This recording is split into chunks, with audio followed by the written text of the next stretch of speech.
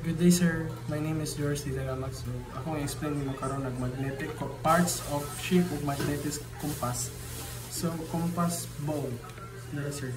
So, compass ball, sir, is mo na isudlanan nga na pukod sa compass card, azimuth circle o lover's line para sa direksyon niya sa barko.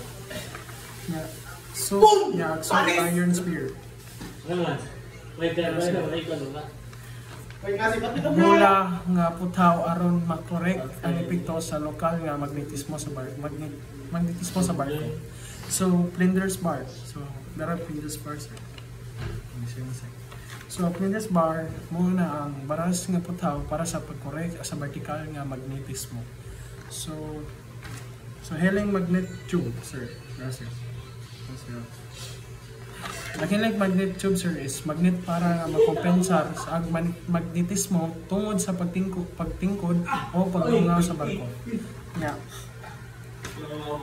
Yeah, cancer. For magnet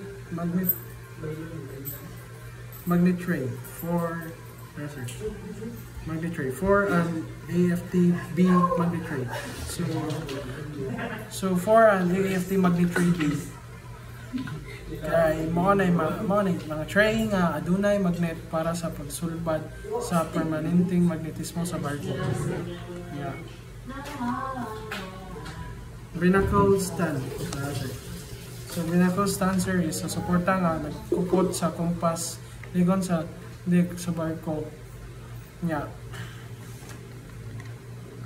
Base. Nara, sir, base. So base, sir, is maunay ibabao pa na chaneligan nga bahin sa compass. Yeah.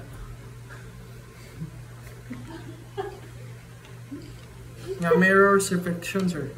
Arrangement na, sir.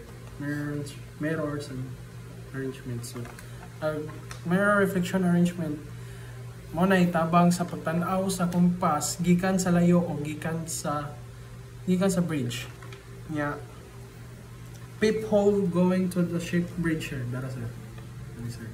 So, peephole gawas nga lungag para sa direktas nga pagtanaw gikan sa bridge sa barko. So, maora ta tanan, sir. Thank you.